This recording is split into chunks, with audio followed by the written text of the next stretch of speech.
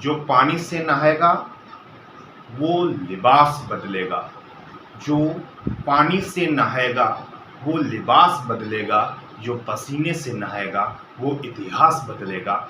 आइए बढ़ते हैं आज की क्लास में। मैं शिव गोविंद द्विवेदी आप सभी का अपने YouTube चैनल पर हार्दिक स्वागत करता हूं और आशा करता हूं कि आप लोग स्वस्थ होंगे, अच्छे से होंगे। गुड मॉर्निंग, सुप्रभात। आइए बढ़ते हैं आज की क्लास में। आज की क्लास हमारी मैथ की क्लास रहने वाली है और इस मैथ की क्लास में हम लोग आज क्या सीखेंगे उस पे हम लोग चर्चा करते हैं। तो मैथ की क्लास में आज हम लोग सीखने वाले हैं फैक्टर के बारे में। इसके बारे में फैक्टर के गुणनखंड। गुणनखंड अपने आप में एक महत्वपूर्ण टॉपिक, इसकी चर्चा हम लोग क्लियर ढंग से करेंगे, अच्छे से करेंगे, मजा आएगी। फैक्टर गुणनखंड, ठीक है। अब सबसे पहले बात आती है कि भैया ये फैक्टर होता क्या है, गुणनखंड क्या होता है। गुणनखंड संख्या का वह भाग होता है जिसके द्वारा संख्या का निर्माण किया जाता है। संख्या का वह छोटे से छोटे भाग जिनके द्वारा संख्या का निर्माण होता है गुणनखंड कहलाता है। या हम ऐसा कह दें, जो दी गई संख्या को पूर्णतया विभाजित कर दे वो संख्या का गुणनखंड कहलाता है, ठीक है। अब हमारे पास दो चीजें होती हैं, पहले उनको समझ लेते हैं, फिर हम तो गुणनखंड के बारे में गहन अध्ययन करेंगे ही, लेकिन हम उन दो चीजों से पहले अवगत हो जाते हैं कि वो दो चीजें हैं क्या, कैसे उनको समझना है। तो एक चीज होती है फैक्टर और एक चीज हमारे पास होती है, एक चीज फैक्टर होती है गुणनखंड और एक चीज होती है गुणज। गुणज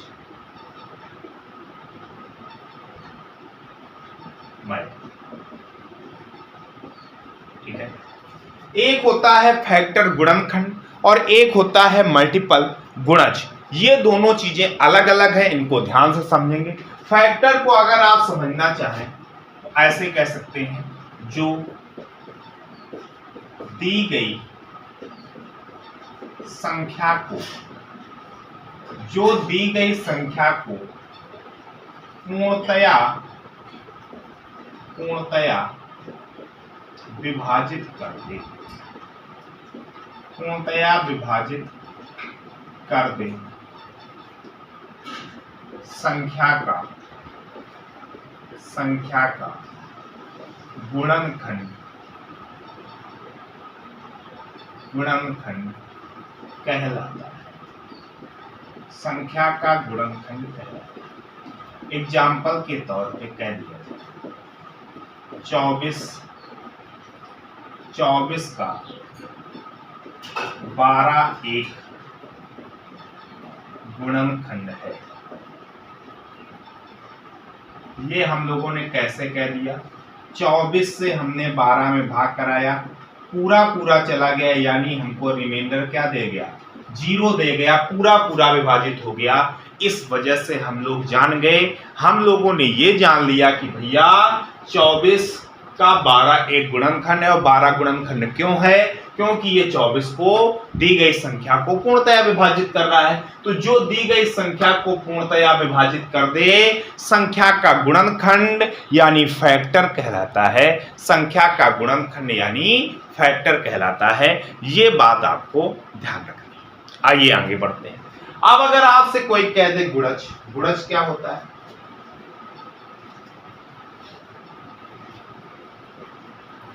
जो दी गई संख्या द्वारा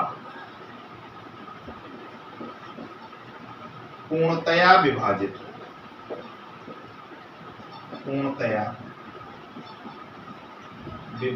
हो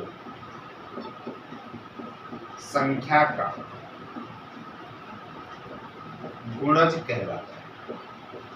संख्या का गुणज कहलाता है।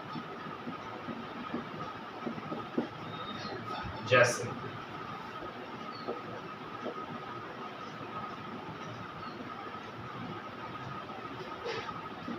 12 का गुणज 36 है। 12 का गुणज 36 है, ठीक है। तो क्या कह रहा है, जो दी गई संख्या द्वारा, यानी 12 से कौन विभाजित है, 36 पूर्णतया विभाजित है, तो 12 का गुणज कौन है, 36 है। तो भैया ये स्पष्ट अंतर आपको समझना है फैक्टर, गुणनखंड और गुणज मल्टीपल में। ठीक है, कभी कभी ये कंफ्यूजन क्रिएट हो जाता है, उस कंफ्यूजन को हमने दूर करने का प्रयास किया।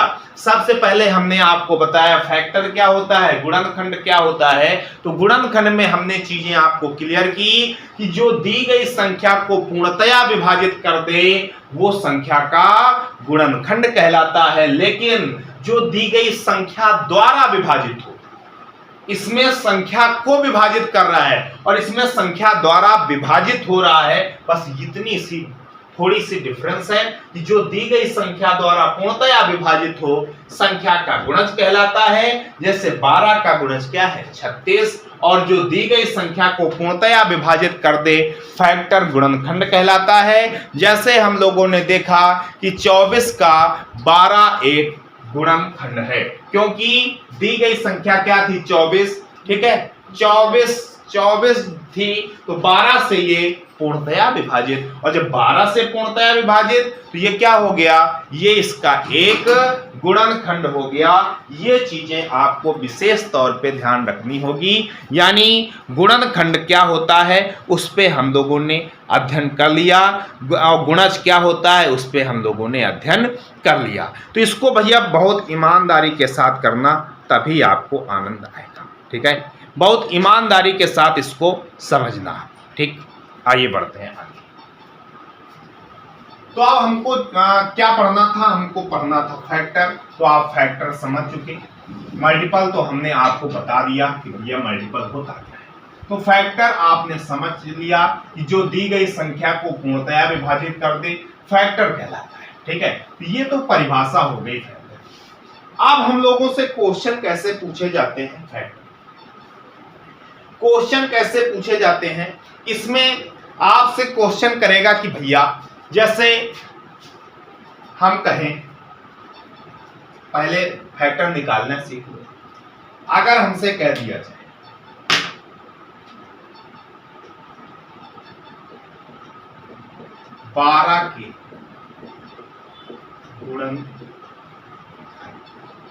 बारह के गुणनखंड क्या होते हैं, भैया एक चीज, जो 12 को विभाजित कर दे, जो संख्या 12 को पूर्णतया विभाजित कर दे वो 12 के गुणनखंड होंगे। बोले सर ठीक है। अगर हम देखें तो क्या एक 12 को विभाजित कर पाएगा, बोले कर पाएगा, तो एक इसका गुणनखंड हो जाएगा। 2 कर पाएगा, बोले बिल्कुल कर पाएगा। 3 कर पाएगा 12 को, बोले कर पाएगा। 4 कर पाएगा, कर पाएगा। 5 नहीं कर पाएगा। 6 कर लेगा, बोले बिल्कुल कर लेगा। 7 कर पाएगा, नहीं कर पाएगा। 8 नहीं कर पाएगा। 9 नहीं कर पाएगा।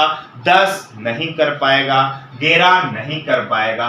12 इसके बाद तो हो नहीं सकता।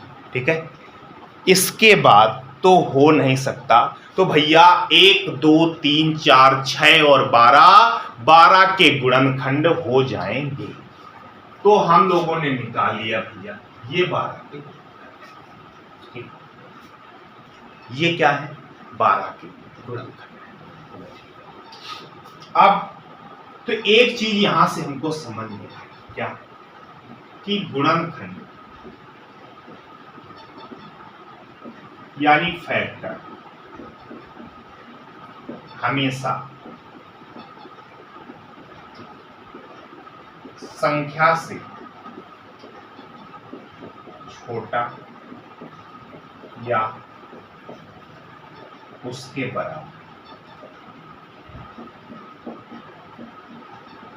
बराबर होगा, बड़ा कभी नहीं हो सकता। बड़ा कभी नहीं हो सकता। ठीक है, और मल्टीपल में क्या होता है, गुणज यानी मल्टीपल हमेशा संख्या से बड़ा या बराबर होगा,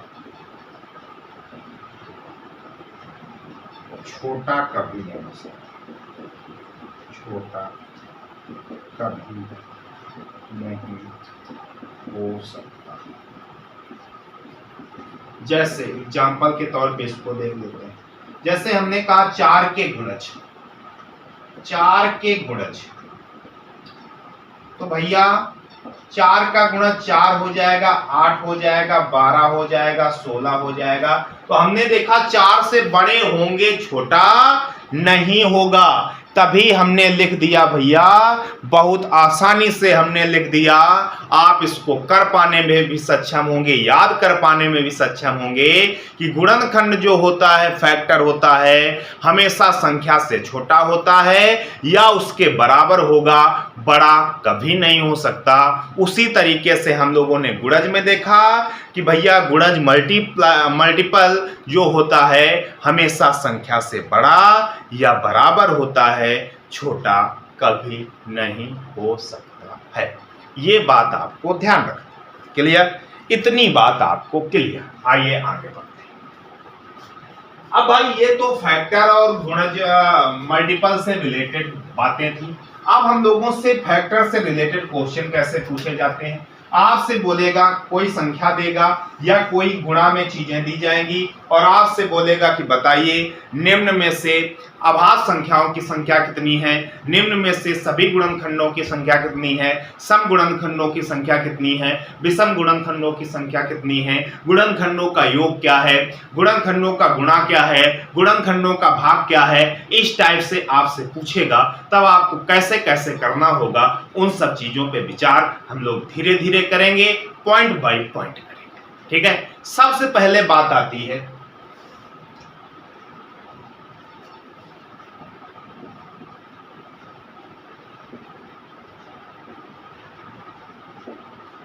अभाज्य गुणनखंडों की संख्या।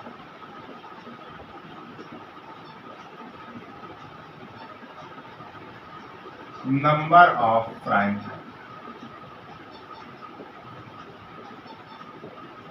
ये कैसे निकालना है, ध्यान से समझना। सबसे पहला पॉइंट है अभाज्य गुणनखंडों की संख्या हमको निकालनी है। हम कैसे निकालेंगे इस पे चर्चा करनी है, ध्यान देना।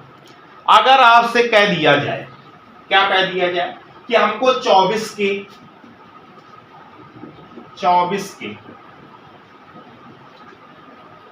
अभाज्य 24 के अभाज्य गुणनखंडों की संख्या बताओ। जब ऐसा क्वेश्चन आपको दिया जाए, ठीक है, तो आप क्या करेंगे, 24 के गुणनखंड करें। पहले सबसे पहले 24 को तोड़ा जाए। 24 को तोड़ा जाए तो कैसे तोड़ा जाए? 24 को ऐसे तोड़ो कि प्राइम में टूटे। जो भी तोड़ो प्राइम में तोड़ो, फिर उसके बाद उसको तोड़ पाना संभव ना हो। जैसे बोला जाता है, जैसे कोई है कि बदसलूकी करता है, बदतमीजी करता है, तो लोग बोल देते हैं इसको ऐसा मारो कि फिर ये मारने लायक ना बचे। ठीक है? फिर ऐसा ना बचे कि फिर इसको मारा जा सके। ठीक है? उसी तरीके से इसको कहता है कि ऐसा तोड़ो कि फिर बाद में टूटने लायक ना बचे। तो 24 को हम पहले प्राइम फैक्टर में तोड़ेंगे। तो प्राइम फैक्टर में तोड़ेंगे तो 8 त्रिका 24, 8 को हम क्या लिख सकते हैं, 2 की पावर 3 और 3 की पावर 3, 8 त्रिका 24। क्या आप 2 को तोड़ सकते हैं? बोले ना बाबा ना। 3 को तोड़ सकते हैं? ना बाबा ना, नहीं तोड़ सकते। और जब नहीं तोड़ सकते, ये किसमें टूट गया? प्राइम फैक्टर में टूटा है। अभी अभाज्य गुणनखंडों की संख्या आई नहीं, अभी अभाज्य गुणनखंड में केवल टूटा है। तो अब अगर आपसे प्राइम फैक्टर की संख्या पूछता है तो जिनकी पावर है उनको ऐड कर देंगे। 3 + 1 तो क्या हो जाएगा, 4 हो गया। और यही आपका क्या हो जाएगा, अभाज्य गुणनखंडों की संख्या हो जाएगी। ठीक है, तो पहला पॉइंट आपको समझ आया कि नहीं आया? भैया पहला पॉइंट वो कहता है कि अगर आपको अभाज्य गुणनखंडों की संख्या निकालनी है तो सबसे पहले जो आपको दिया जाए उसको प्राइम में तोड़ें। किसमें तोड़ें? प्राइम फैक्टर में तोड़ें, अभाज्य गुणनखंडों में तोड़ें। और जब अभाज्य गुणनखंडों में टूट जाए तब आप लोग क्या करें? तब जो उनकी पावर हो सबकी पावर ऐड कर देना, वही गुणनखंड सभी अभाज्य गुणनखंडों की संख्या आ जाएगी। ये बात आपको ध्यान है, ठीक है, ये बात आपको ध्यान, ये हमने आपको बता दिया। अब दूसरा क्वेश्चन आपको दे रहे हैं,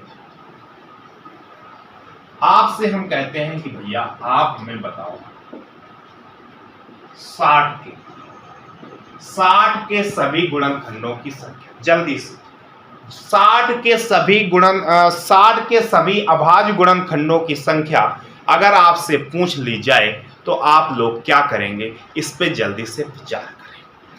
हम लोग 60 को अगर देखते हैं तो 60 को हम देखते हैं तो हम कहेंगे भैया 60 को हम प्राइम में तोड़ते हैं। प्राइम में आप नहीं तोड़ पाते, कोई दिक्कत नहीं। कैसे तोड़ना? जैसे तोड़ पाओ पहले लिख दो। 60 लिखा है, 60 को हम क्या लिख सकते हैं? 15 चौको 60 लिख सकते हैं। बोले बिल्कुल लिख सकते हैं, 15 चौको 60। अब हमने कहा 15 को और तोड़ सकते हैं। बोले जी सर बिल्कुल तोड़ सकते हैं। हमने कहा कैसे? बोले 5 मिनट और 4 को 2 की पावर 2 लिख सकते हैं। हमने कहा ठीक है। बोले जिसमें कुछ ना दिया जाए उसकी पावर क्या होती है? बोले 1 होती है। अब बताओ 5 की पावर 1, 3 की पावर 1, 2 की पावर 2 हो गया कि नहीं? बोले हो तो गया। क्या 5 को और तोड़ा जा सकता है? बोले सर 5 प्राइम है तो क्या तोड़ा जा सकता है? नहीं तोड़ा जा सकता। हमने कहा कोई बात नहीं। 3 के पास गए, क्या 3 अब तोड़ा जा सकता है? बोले नहीं तोड़ा जा सकता। 2 के पास गए, क्या 2 तोड़ा जा सकता है? बोले नहीं सर। हमने कहा क्यों? तो बोले इस वजह से कि ये सारे के सारे क्या हैं? प्राइम है, अभाज्य है, इस वजह से इनको नहीं तोड़ा जा सकता। तो हमने कहा प्राइम फैक्टर की संख्या। बोले जी सर बिल्कुल बताते हैं, जो जिनकी पावर है सबको ऐड कर देंगे तो कितना आ जाएगा? 4 आ जाएगा। यही आपका आंसर, यही आपका क्या हो जाएगा? आंसर हो जाएगा। इस बात को आप लोग विशेष तौर पे ध्यान रखें, ठीक है, इस बात को विशेष तौर पे ध्यान रखेंगे। और एक बात ध्यान रखेंगे। बोले क्या? आपको ये बात भी ध्यान रखनी है कि भैया अभाज्य होता क्या है, प्राइम क्या होता है। जो पता लगे प्राइम है, नहीं पता तो काम है खत्म, ठीक है। तो भैया आपको याद रखना है प्राइम अभाज्य संख्याएं क्या होती हैं। आपने पढ़ा था जब हमने संख्याओं के बारे में जानकारी दी थी कि अभाज्य संख्याएं ऐसी संख्याएं होती हैं जो 1 से और स्वयं के अतिरिक्त किसी से भी विभाजित नहीं होती हैं, वो हमारी क्या कहलाती हैं? अभाज्य संख्याएं कहलाती। क्लियर? जैसे 2, 3, 5, 7, 11, 13, 17, 19 इस टाइप की जितनी भी संख्याएं हैं अभाज्य संख्याएं होती हैं। अभाज्य संख्याएं में 4 क्वेश्चन छोटे छोटे फुदकते रहते हैं, आपको याद होगा। सबसे छोटी अभाज्य संख्या 2, सबसे छोटी समअभाज्य संख्या 2, सबसे छोटी विषमअभाज्य संख्या 3, सबसे छोटी 3 अंकों की अभाज्य संख्या 101 101 होती है। क्लियर? यहां तक बात क्लियर है कि नहीं? बोलो भाई। अब आगे हम लोग एक क्वेश्चन इसका और कर लेते हैं, फिर हम दूसरे पॉइंट पे पहुंच जाएंगे।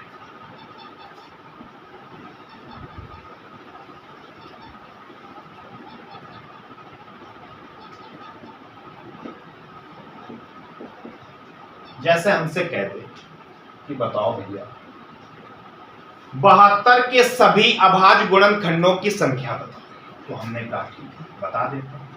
तो सबसे पहले हमारा कर्तव्य क्या होगा? बोले वही होगा जो सम में करते हैं। हमने कहा क्या करते हैं? तो बोले 72 को प्राइम में तोड़ दो। हमने कहा 72 को प्राइम में तोड़े, हमें प्राइम में तोड़ना नहीं आता। तो बोले नहीं आता, चुपचाप बैठो। हमने कहा चुपचाप कहाँ बैठे भाई, हम तो कुछ ना कुछ करेंगे। और जब कुछ ना कुछ करेंगे तो 72 जैसे टूटता आपको नजर आए वैसे तोड़ दो। तो 72 को हम क्या ले सकते हैं? बोले हमको तो 9 अट्ठे 72 समझ में आ रहा है। हमने कहा बस करो, हो गया। तो बोले 9 को भी तोड़ सकते हैं। हमने कहा क्या? 3 की पावर 2। 8 को भी तोड़ सकते हैं, 2 की पावर 3। क्या 3 टूट सकता है? बोले नहीं, प्राइम है। 2 टूट सकता है? नहीं, प्राइम है। तो अब प्राइम फैक्टर हमको निकालने थे, तो भैया पावर को ऐड कर देंगे, 2 3 5। यही हमारा आंसर, यही हमारा नंबर ऑफ प्राइम फैक्टर हो जाएगा। क्लियर? एक क्वेश्चन और बस, फिर उसके बाद दूसरे पॉइंट। जैसे ऐसे हमने छोटे छोटे क्वेश्चन लिए, अगर वो बड़ा क्वेश्चन दे, वो कहते हैं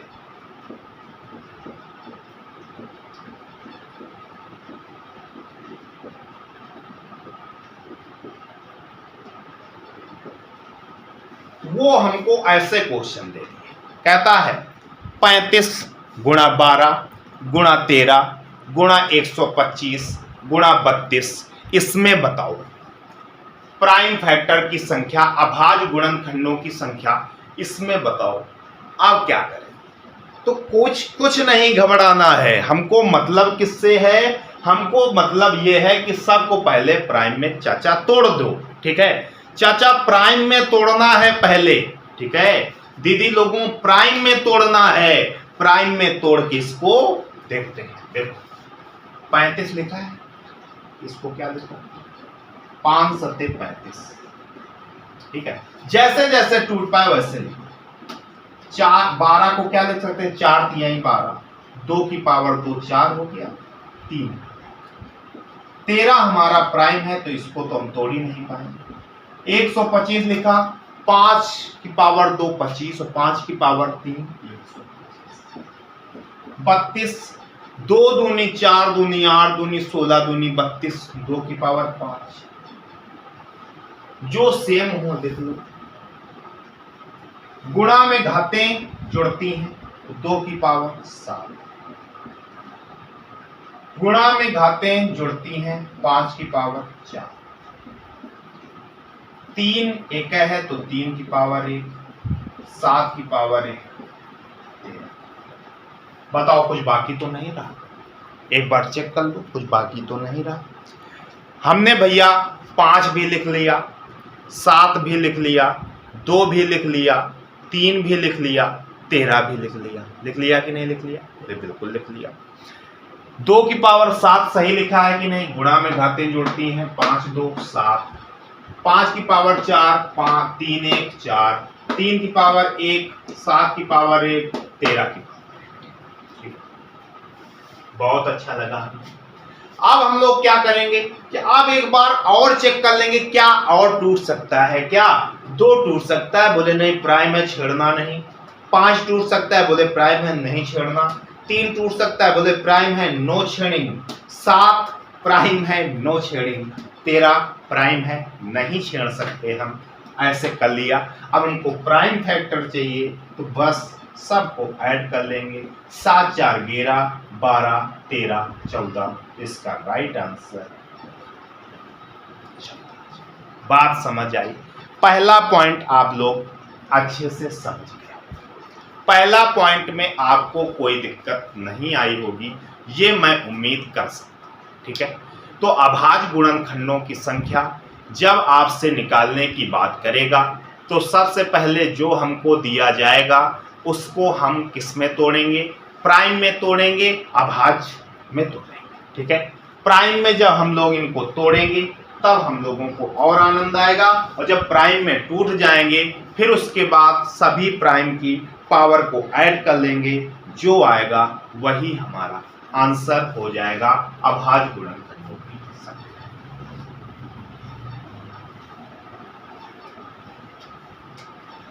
अब हम इसके दूसरे पॉइंट पे चर्चा करें। दूसरा पॉइंट है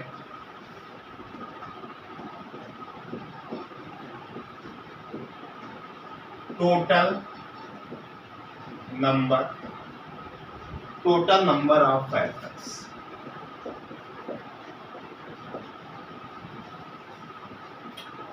सभी गुणनखंडों संख्या निकाल। सभी गुणनखंडों की संख्या निकालना, टोटल नंबर ऑफ फैक्टर्स, ये हमको ज्ञात करना है दूसरे तो ध्यान से समझ। टोटल नंबर ऑफ फैक्टर्स सभी गुणनखंडों की संख्या, अगर हम ये निकालेंगे, ठीक है, तो कैसे निकालेंगे इस पे हम लोग चर्चा करेंगे। देखो हम लोग देखेंगे कि जब हमसे सभी गुणनखंडों की संख्या पूछी जाए तो जैसे हम पहला लेते हैं 24। अगर आपसे कह दें 24 के सभी गुणनखंडों की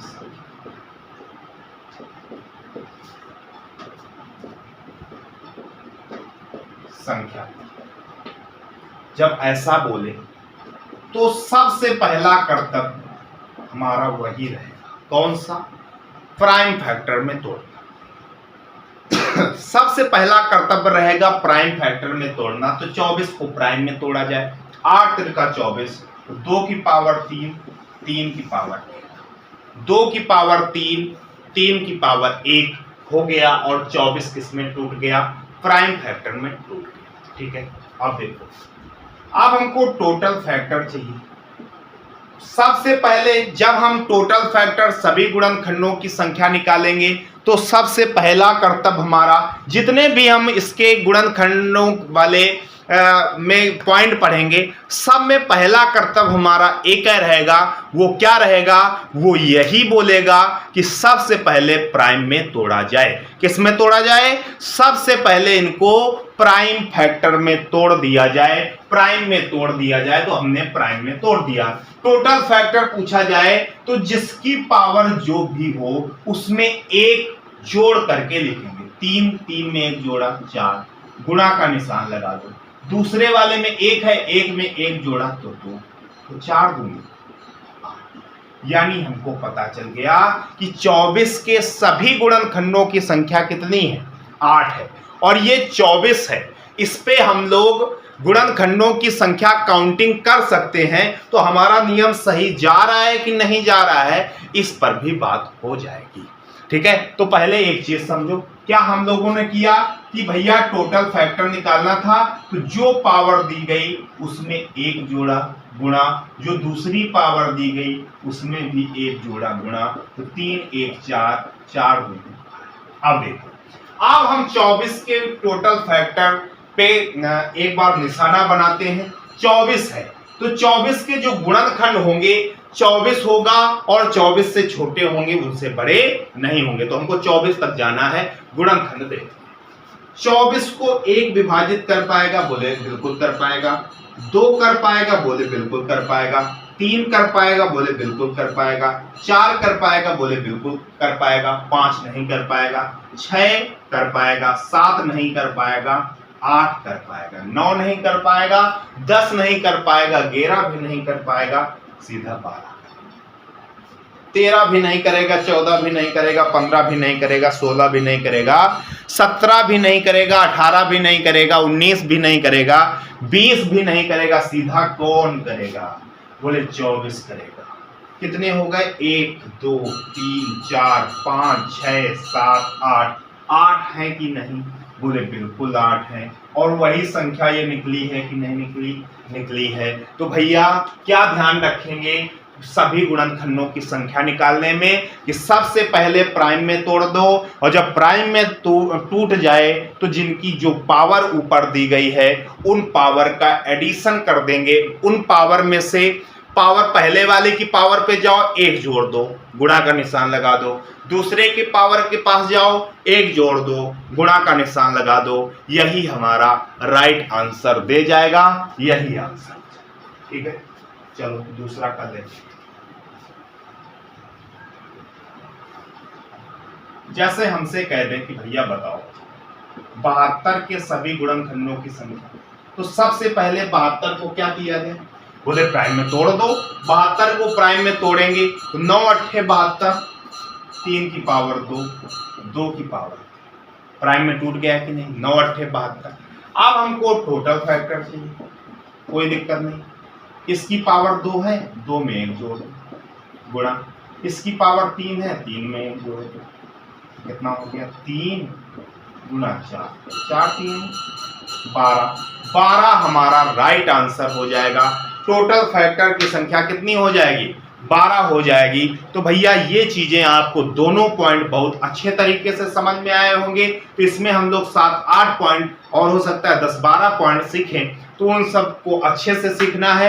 अगर आप इनको सीख पाने में सक्षम हुए तो ये बिल्कुल निश्चित तौर पे गारंटी है कि आप बेहतर से बेहतर कर पाएंगे। और मैं जितना कराऊंगा आपके एग्जाम के पॉइंट ऑफ व्यू से इंपॉर्टेंट रहेगा। ज्यादा से ज्यादा लोगों तक शेयर किया करो, लाइक किया करो और सब्सक्राइब भी किया करो जिन लोगों ने अभी तक नहीं किया है, क्योंकि आपको बहुत ही बेहतर चीजें दी जा रही हैं। ऐसी बेहतर चीजें यूट्यूब के माध्यम से नहीं दी जाती हैं, क्योंकि लोग पेड कोर्स की वजह से YouTube पे उतना अच्छा बेहतर प्रदर्शन नहीं करते हैं, जिससे बच्चा क्या करे, उनका वो परचेज करे कोर्स, ठीक है। लेकिन हम लोग जैसा ऑफलाइन पढ़ाते हैं वैसे ऑनलाइन पढ़ाते हैं और वैसे ही यूट्यूब पे डालते हैं, कोई लोचा नहीं रहता है। अरे जिसको अच्छा लगेगा आएगा, नहीं अच्छा लगेगा नहीं आएगा। लेकिन हम लोग एग्जाम के पॉइंट ऑफ व्यू से पढ़ाते हैं, तो आप लोग बहुत ध्यान से देखिएगा। अगर आप किसी भी परीक्षा की तैयारी कर रहे हैं, खासकर यूपी टेट, सी टेट और सुपर टेट, तो आपके लिए डीएल लर्नर्स जो चैनल है ये आपके लिए बहुत ही उपयोगी है। आप इसका सदुपयोग करें और अच्छे से इस चैनल को और आगे तक बढ़ाएं। जैसे ही 10,000 प्लस सब्सक्राइबर होगा, हम लोग आपको लाइव क्लास दे पाने में सक्षम हो पाएंगे और हम लोग लगातार आपको लाइव क्लास देंगे, कोई क्लास छूटेगी नहीं। बस आज के लिए इतना ही रखते हैं।